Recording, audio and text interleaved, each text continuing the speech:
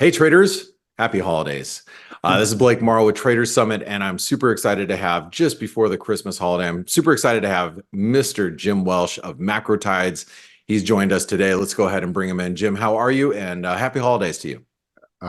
Thank you, Blake. Good to be joining you. Happy holidays. Merry Christmas to one and all. And it's great to be here. And, this has been, to me, a great year. We've had a lot of, I think, very good conversations. I think we've provided some insight along the way, which is what we're trying to do. And I'm looking forward to next year to do more of the same. Jim, you've really provided a lot of great insight here to the community, and for those of you that have been listening to Jim all year long, make sure you give him a big thumbs up and tell him thank you and happy holidays down in the comments. I'm sure, Jim, you'd appreciate that, because I think you do make a difference, because you've been literally our guide throughout the year of trade, and you know what sticks in my head right now? The only thing that sticks in my head is S&P is going to 4,900, and that's from like a couple of weeks back. And I'm like, do not fade stocks here. Not at the end of the year. Jim says 4,900, and I can't wait to see the technical analysis you have drawn up for us on the S&P. But I don't think that's too far off at this point. No, it isn't. And again, there's no reason to sell. I mean, right now, Wall Street has a very positive narrative. I don't see anything shaking that narrative or changing it or even causing them to question it for a while. And, the beginning of a new year means you get pension investments and so forth that show up. Again, I think the trend is up until proven otherwise. So you have to let it run.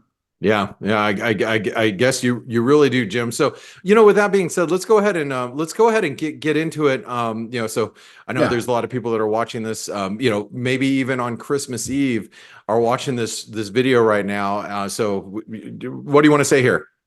Well, as I said, and we've already covered this, happy holidays. No, it is, to me, the holidays, they're crazy and bustling and all that happy stuff, but it hopefully provides us a little window to kind of think about the prior year, the past year, and try to focus on the stuff that's gone well in our lifetime, and in that year, to be grateful for that stuff, because it's very easy to focus on negative things and so forth. Sometimes those negative things grab more of our attention, and we kind of overlook the day-to-day things that really make our life what it is.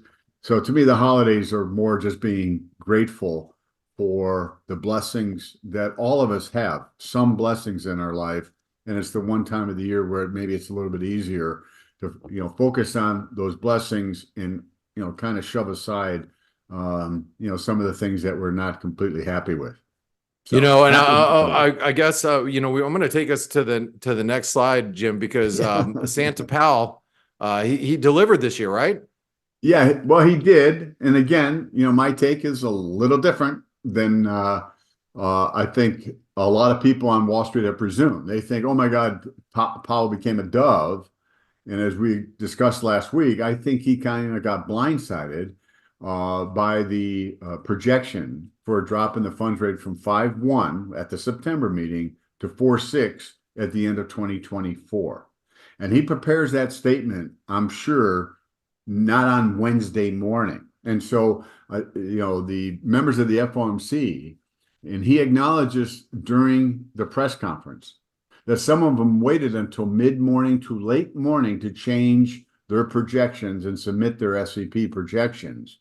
So I just think that if you look at his statement, he repeated all the themes that he's touched on for the last 12 months. And more importantly, there was a question specifically asked: is above trend growth itself a problem? And I've kind of condensed his statement so that we can kind of cover it more easily. Yeah. But he said, well, it's more difficult for us to achieve our goals. The labor market will remain very strong, puts upward pressure on inflation. It'll take us longer to get to 2% inflation. Might need to keep rates higher for longer, which is obviously something that Wall Street is not on board with. And it could mean we hike again And as he summed it up, with it's just the way our policy works. So to me, that is a template for Powell's approach to this coming year. And I think there are, two groups on the FOMC. We'll look at that in a second. But there's one group that say, well, let's cut, inflation's down, we can cut early, often. And then the other group is, you know what? We're happy to see inflation down. We just need to see more information before we're going to be on board for cutting rates. And to me, Powell laid it out that, hey, if the economy remains strong, there's some downside to it. Now, the FOMC priced in 3 rate cuts. Wall Street now has 6 cuts. So again, I think one has to step back and say, since October, we've seen significant rallies in treasury bonds and the stock market. We've seen the dollar weaken. And the expectations that Wall Street has for 2024, they've raised the bar, I think, very high. So what could potentially derail the idea that, hey, we're going to be getting 6 rate cuts, the economy is going to keep growing, earnings are going to go up double digits.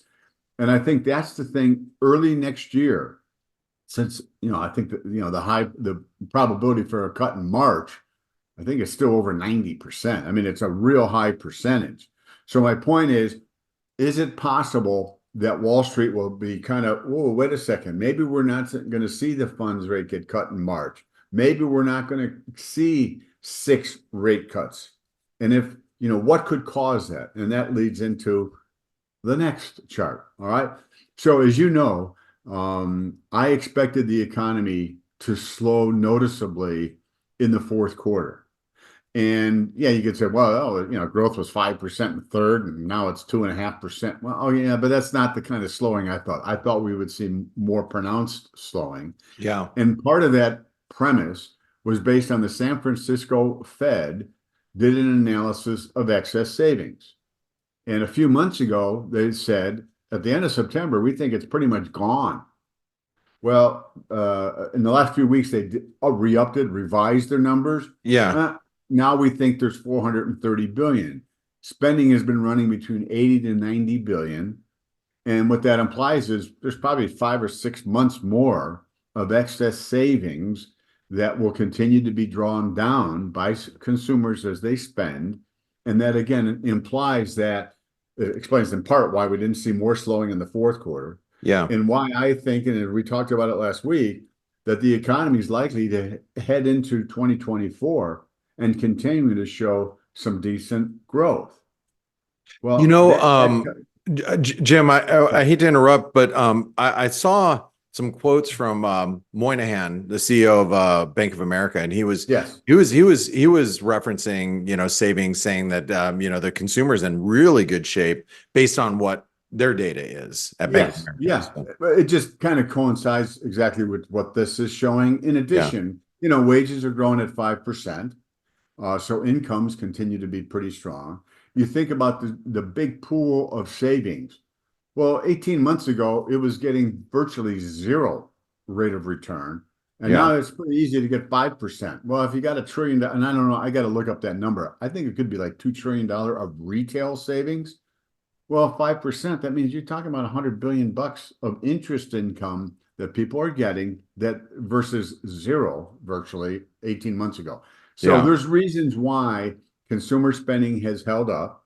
And my take is, okay, I was incorrect in thinking that we'd see more slowing by now. And I think this strength is going to carry into the first part of next year.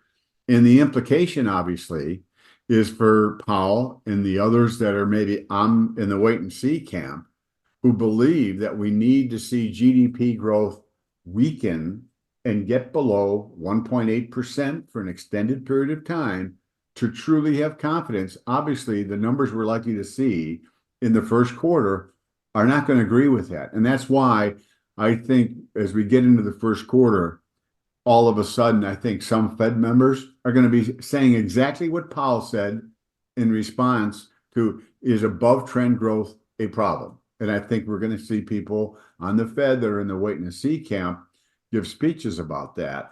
And I think that will cause Wall Street to dial back some of those rate cut estimates. And it's why I think, after some early strength in January, that at some point in time we'll see a 3 to 5% pullback in the S&P as those rate cut expectations are forced to be dialed back. Well, what is this next chart that you brought, Jim? Let me, for some reason, I just lost it there for a second. There it is. What is the reason for the dots here that you wanted to? Yeah. explain? Okay, these are, each of the FOMC members say, okay, this is where I think the funds rate should be at the end of 2024. And you can see some down at 3 7/8. That's the lowest dot. So you have, 2023 is that first flat line, just because, this is the end of the year. This is from the December meeting. And the dispersion at the September meeting, Blake, the dispersion between the highest and lowest dot was 25 basis points. So as I've discussed, over the last year and a half, doves and hawks were all on the same page. Hey, we're way behind the curve on inflation. We need aggressive rate hikes. And then it was like, okay, policy works with a lag. We need to kind of, cut the pace of rate hikes and the size down, stretch out the meetings, all that kind of stuff. Well, at the December meeting, the range is 150 basis points. So obviously there's a much wider dispersion on the FOMC between various members. And I think, as I said, it's two groups. The doves, hey, inflation makes it possible for us to cut rates. And again, I discussed this in the December Macro Tides. The idea is that if the Fed funds rate is at 5 3/8, which is the range, mid-range, and inflation falls, then the real funds rate increases. So in a sense, it represents a tightening. And that's the argument of the doves. It's like, hey, if inflation keeps coming down, if we don't want to have policy be tightened, we need to bring the funds rate down. All right, so, legitimate argument. The hawks, on the other hand, are, you know what? We've been fooled more than once about things. Let's wait a little while. Yeah. Given that the economy is doing better than expected, we can afford to be a little bit more patient. So what does that mean? When they have their meetings in coming months, that's going to be the internal debate they have. And until the hawks are comfortable enough, I think Powell will work very hard to craft a consensus, because that's what he's done, and he's been pretty successful at it. That I think the hawks are likely to win in the first part of this year. Because in part, I think the economy is going to still be okay. And inflation's continuing to come down. And inflation is going to continue to come down. I think we've seen probably the best of the data, quite honestly, with today's report. But, the trend is still going to work its way lower, just not as fast.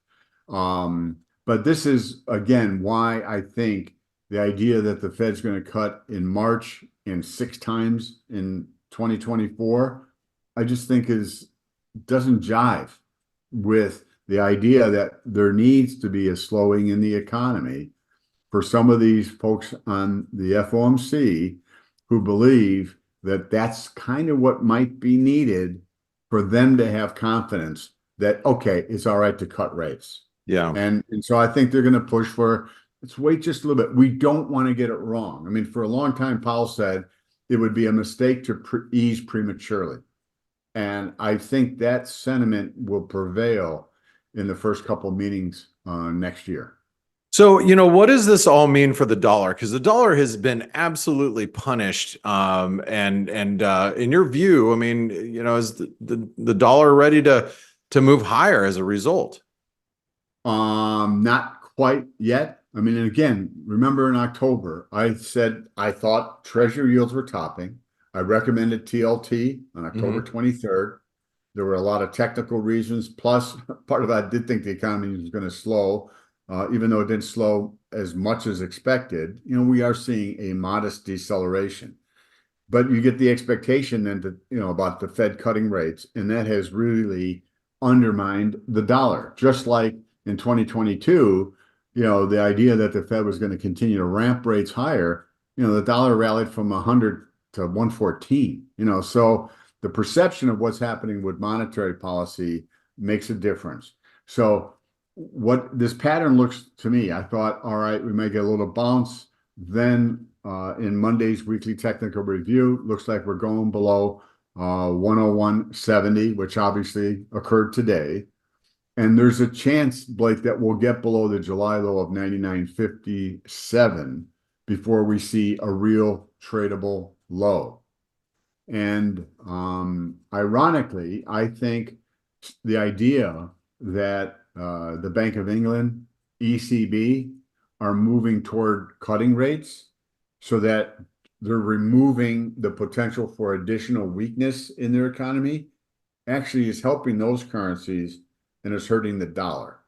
So anyway, technically, I think the dollar looks like it's going to work its way lower. If I'm right about the pushback against aggressive rate hikes, the economy continuing to show good resilience, that as rate cut gets pulled back, that will be beneficial for the dollar. So I think once we hit it, and it may, I don't know if it happens by the end of the year or very early next year, weakness has a tendency to persist a little bit in currencies, but I think then the dollar is going to see a rally in the first quarter, which ties into this whole idea that people are expecting too many rate cuts relative to the GDP growth level that we have. And that helps the dollar improve. And I also think it's going to be a negative for treasury yields. Yeah. Okay. Well, Jim, help me out as far as how do you feel about gold? Because gold just hit 2070, and I know we've been we're sitting here looking at that 2070 being the previous highs. It was a triple top. We broke above it. It's actually rolling over as we're speaking. So yeah.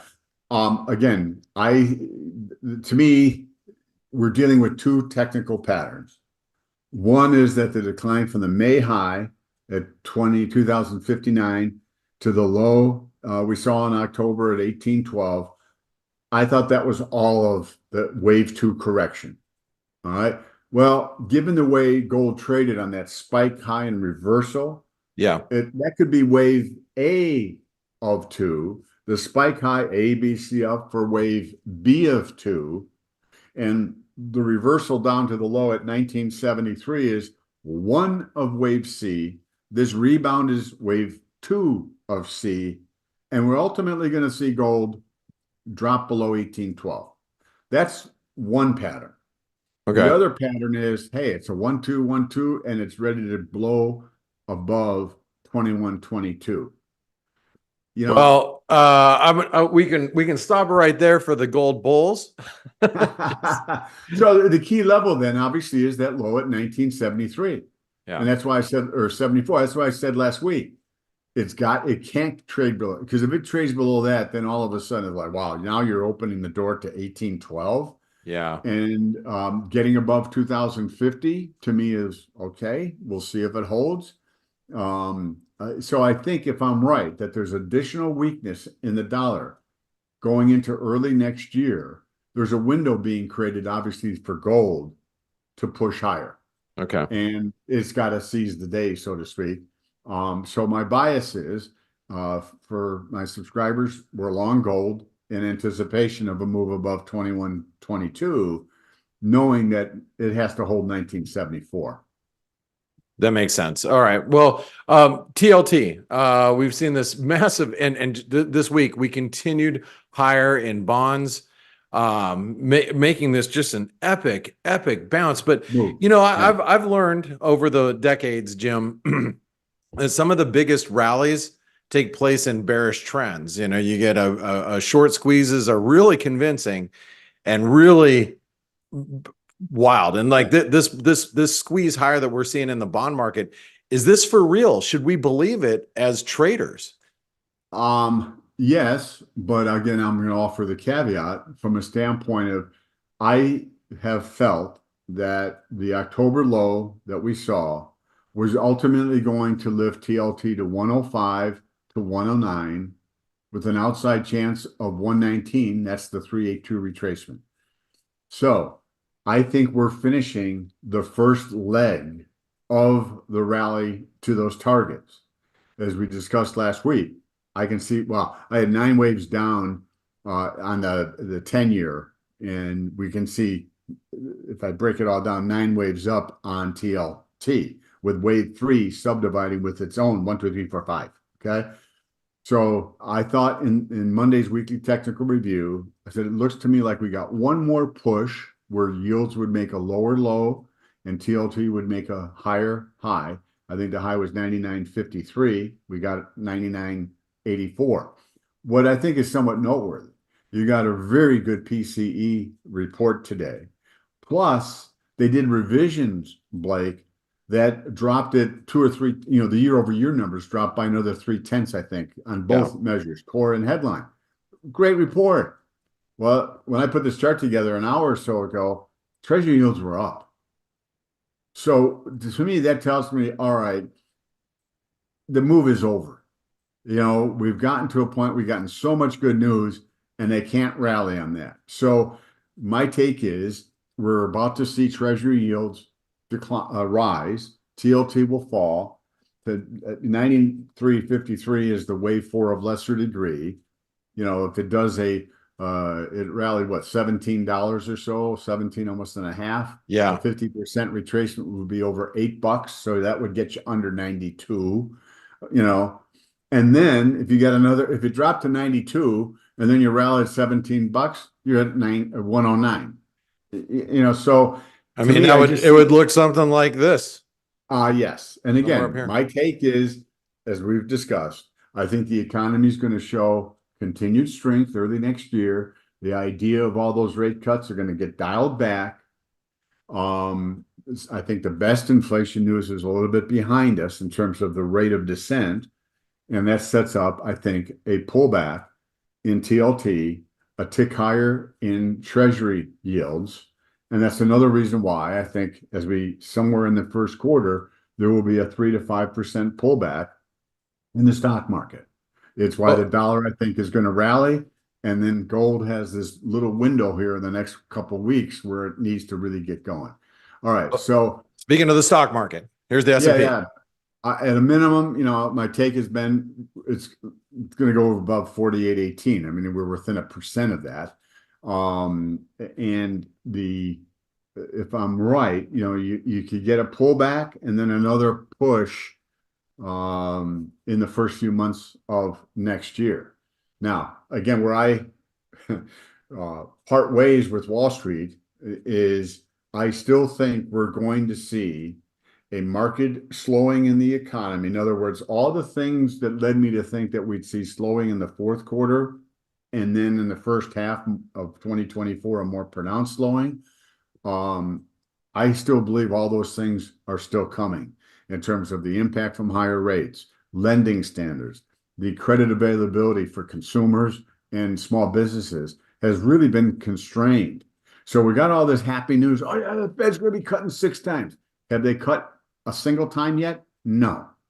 And so a lot of the consumer rates are tied to the prime rate. So that hasn't changed.